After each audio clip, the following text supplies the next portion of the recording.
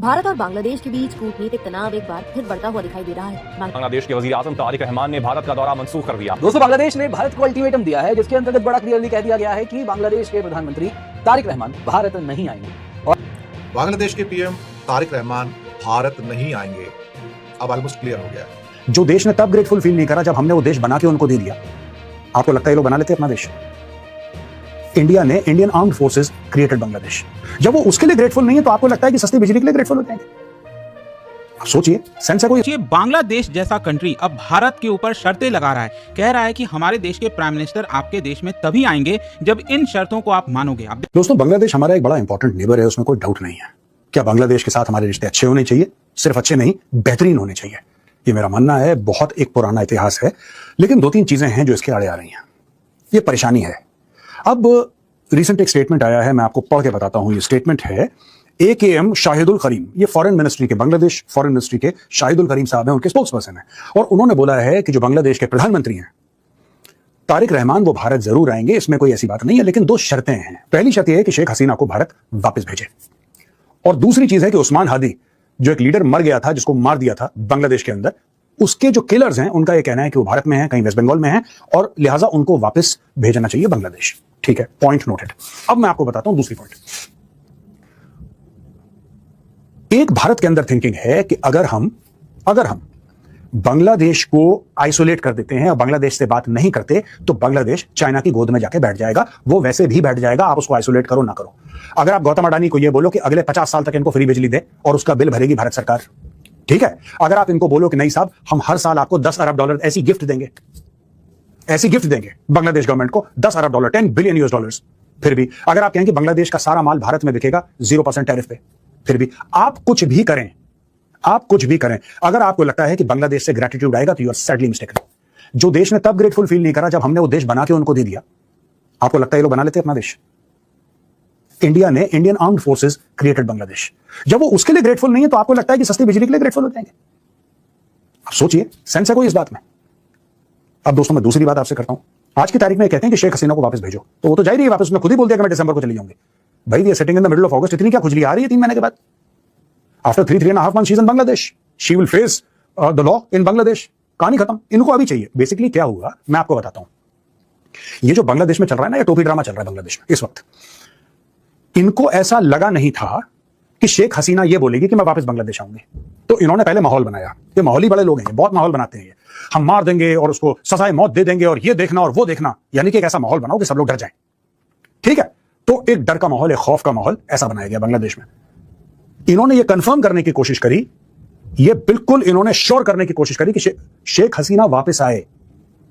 ये बांग्लादेश की सरकार नहीं चाहती है। मैं आपको ये लिख के दे रहा हूं, the Bangladeshi government does not want Sheikh Hasina to come back. उसका कारण है, और मैं आपको छोटा सा एग्जांपल देता हूं। एक स्टेट डिपार्टमेंट का ऑफिशियल था, मैं उसका नाम भूल गया, यूएस स्टेट डिपार्टमेंट का, वो बात कर रहा था पाकिस्तान और ओसामा बिन लादेन के बारे में।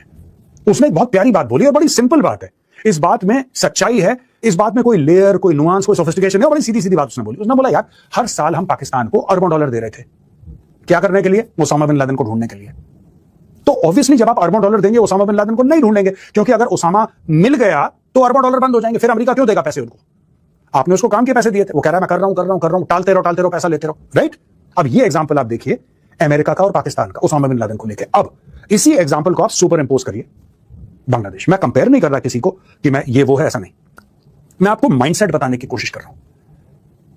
आज की तारीख में बांग्लादेश गवर्नमेंट, जब तक शेख हसीना भारत में है तब तक बांग्लादेश गवर्नमेंट एक नैरेटिव चलाएगी कि देखो, जो भी गड़बड़ हो रहा है बांग्लादेश में वो भारत करवा रहा है, जो भी बांग्लादेश में गड़बड़ हो रही है वो भारत करवा रहा है, भारत स्पॉन्सर करवा रहा है। ये हमारी बाढ़ आ गई वो भी भारत ने करवाई है, सूखा आ गया वो भी भारत में, अगर हमारे टेक्सटाइल नहीं बिक रहे तो वो भी भारत ने करा है, अगर हम चाइना को माल नहीं बेच पा रहे बांग्लादेशी, वो भी भारत ने करा है। आपने एक बिग बैड वुल्फ आपने बना दिया नेबरहुड में कि जो भारत है यार वही है, वही असली, उसी वजह से बांग्लादेश में दिक्कत हो रही है। भारत देखो इंटरफेयर कर रहा है, भारत भारत भारत। क्यों? और ये सारी की सारी चीजें कोट अनकोट शेख हसीना, पता है वहां पे बैठती है। एक्चुअली बांग्लादेशी मीडिया में बात होती है शेख हसीना और वहां पे मोदी बैठा है और डोवाल बैठा है और अमित शाह बैठा है और ये सारे के सारे लोग बैठे हैं और साजिश कर रहे हैं बांग्लादेश। ये सब बातें चलती है बांग्लादेश में, और इसको फैलाने वाला सबसे बड़ा गुनहगार है कौन? जमात इस्लामी। उसका फुल टाइम प्रोपेगेंडा विंग है वो, उसको और कुछ काम ही नहीं है, यही सब ड्रामे करते हैं वो लोग। अब मैं आपको बताता हूं हुआ क्या हुआ। दोस्तों, ये कि शेख हसीना ने चुपचाप एक दिन बोल दिया कि मैं दिसंबर में जा रही हूं बांग्लादेश वापस।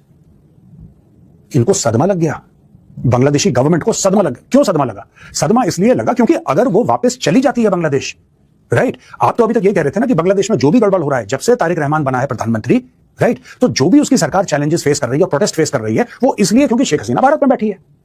यही तो स्टोरी थी। भारत में शेख हसीना बैठी है, शेख हसीना बैठ के साजिशें कर रही है, शेख हसीना बैठ के प्रेस कॉन्फ्रेंस कर रही है, वो बांग्लादेश में आग लगा रही है। वो जब वो लेडी खुद कह रही है कि भाई ठीक है मैं दिसंबर में आ रही हूं, अब इनको लगा अरे ये आ गई तो फिर हम भाई आप ब्लेम किसको करोगे? फिर आप दोषी किसको ठहराओगे? वो तो खुद ही कह रही है मैं आ रही हूं। उसने पब्लिक अनाउंसमेंट कर दी कि चाहे मुझे मार दो, जो कर दो, मैं दिसंबर में आ रही हूं।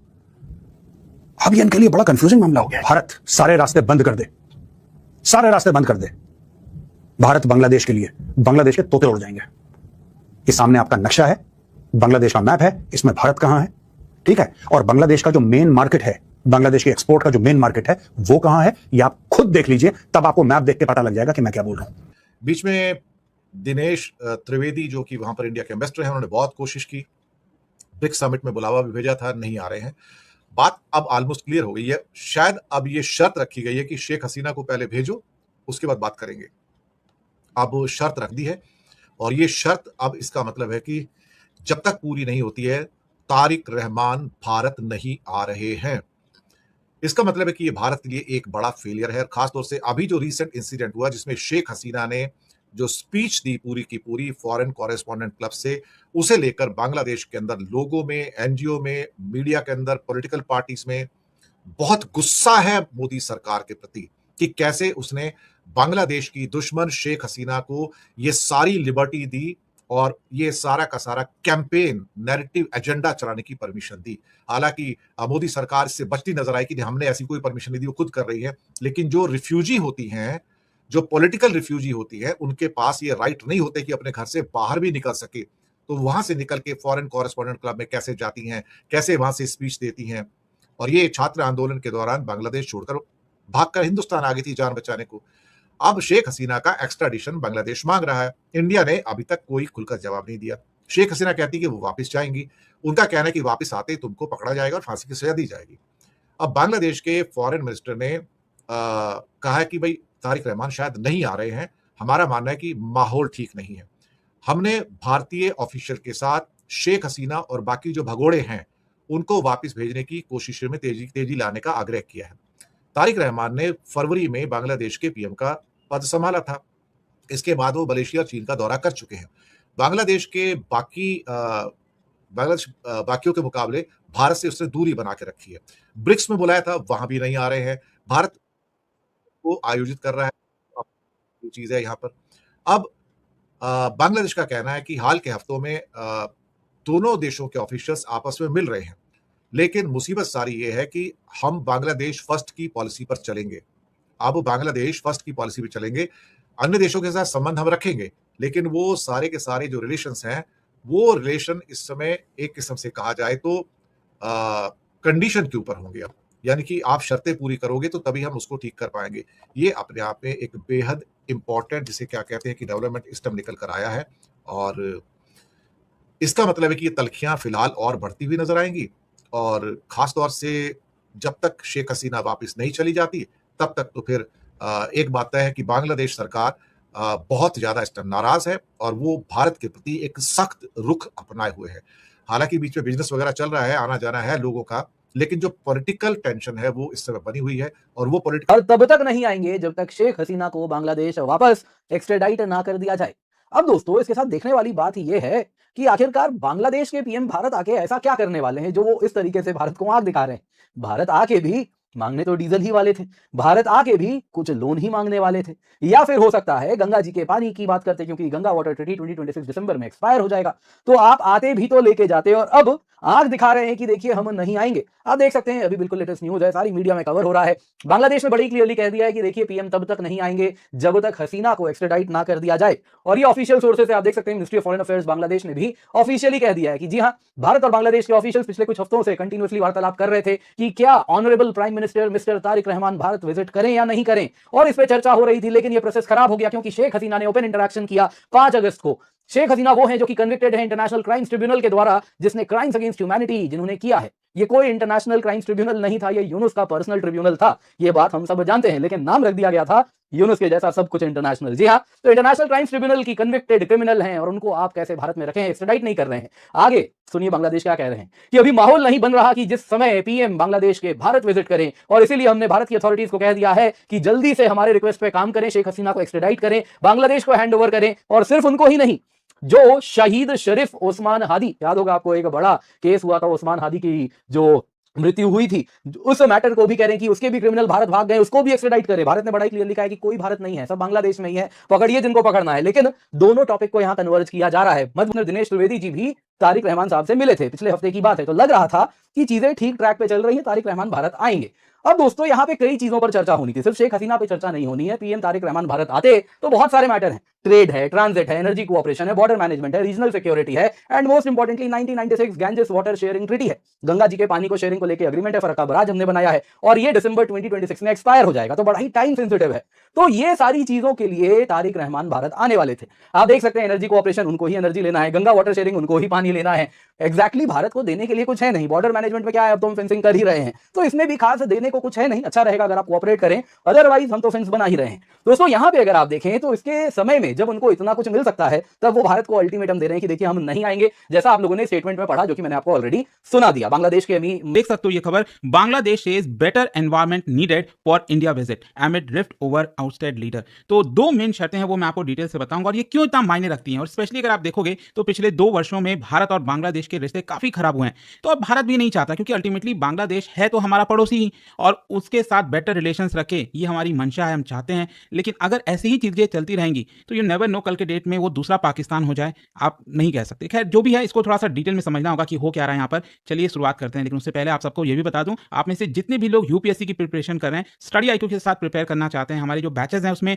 प्रीलिम से लेकर इंटरव्यू तक पूरी तैयारी आपको कराई जाती है। इसके अंदर मेंटरशिप, टेस्ट सीरीज, बहुत सारी चीजें हैं। अगर आपको लेना है, लिंक कमेंट सेक्शन में दिया हुआ है, यूज करिए कोड अंकित लाइव। या फिर आपको कोई भी डाउट है, प्रॉब्लम है बैच को लेकर, ये फोन नंबर दिया हुआ है, इस पर कॉल कर सकते हैं, मेरी टीम आपको गाइड कर देगी। चलिए शुरुआत करते हैं। सबसे पहले देखते हैं कि हुआ क्या है। देखिए, भारत और बांग्लादेश पिछले कुछ दिनों से लगातार डिस्कशन कर रहे थे कि बांग्लादेश के प्राइम मिनिस्टर तारिक रहमान ये नई दिल्ली आएंगे। और जाहिर सी बात है, जब भी हमारे पड़ोसी देश में, पाकिस्तान को छोड़ दीजिए, लेकिन जो भी हमारे पड़ोसी देश हैं वहां पर कोई नई सरकार बनती है, नए प्राइम मिनिस्टर बनते हैं, तो कोशिश यही रहता है कि भारत पहला विजिट किया जाए, भारत के साथ दौरा हो, रिलेशंस बेटर हो।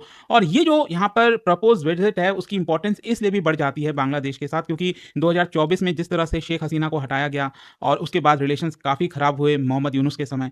लेकिन हुआ क्या है कि यहाँ पर अब ढाका, बांग्लादेश क्लियर कट ये कह रहा है कि हम बेटर पॉलिटिकल एनवायरनमेंट चाहते हैं।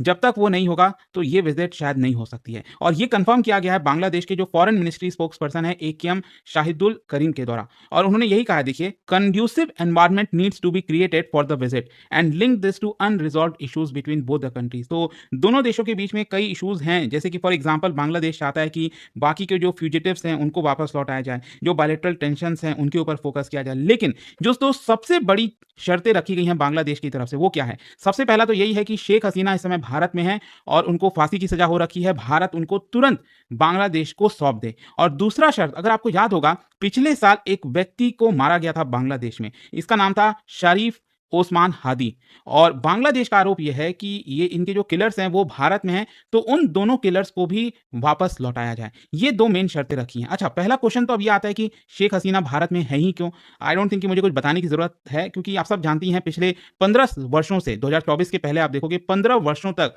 शेख हसीना रूल कर रही थी बांग्लादेश में, और उनकी जो सरकार है लगातार उनके ऊपर आरोप लगाए जा रहे थे कई चीज़ों पर, अथॉरिटेरियनिज्म, रिप्रेशन, बहुत सारी चीज़ें थी। 2024 में जैसा आप सब जानते हो कि एक बड़ा पॉलिटिकल अपराइज हुआ और जिसकी वजह से उनकी सरकार गिर गई, वहां से भागकर भारत आना पड़ा, और तभी से अगर आप देखोगे भारत बांग्लादेश के रिलेशंस काफी ज्यादा कॉम्प्लेक्स हो गए। अच्छा, बांग्लादेश क्यों इतना डेस्परेट है? क्योंकि आपके मन में एक सवाल आएगा कि बांग्लादेश इतना बड़ा कंडीशन क्यों लगाना चाहता है कि जब तक शेख हसीना नहीं आएंगी हमारे प्राइम मिनिस्टर विजिट नहीं करेंगे। देखो, बांग्लादेश ये कह रहा है कि देखिए, शेख हसीना के ऊपर क्रिमिनल प्रोसीडिंग्स चला था और इसके तहत उनको मौत की सजा सुनाई गई है। जो कोर्ट है बांग्लादेश में, नवंबर 2025 में उन्होंने मौत की सजा सुनाई और कहा कि क्राइम अगेंस्ट ह्यूमैनिटी किया एक प्रकार से शेख हसीना ने। 2024 में जिस तरह से आंदोलनकारियों के ऊपर अत्याचार किया गया, उनके ऊपर गोली बरसाई गई, 1000 से ज्यादा प्रदर्शनकारी मारे गए, तो इसी के बांग्लादेश ने साफ संकेत दिया है कि प्रधानमंत्री तारिक रहमान की भारत यात्रा और नई दिल्ली के साथ द्विपक्षीय संबंधों को लेकर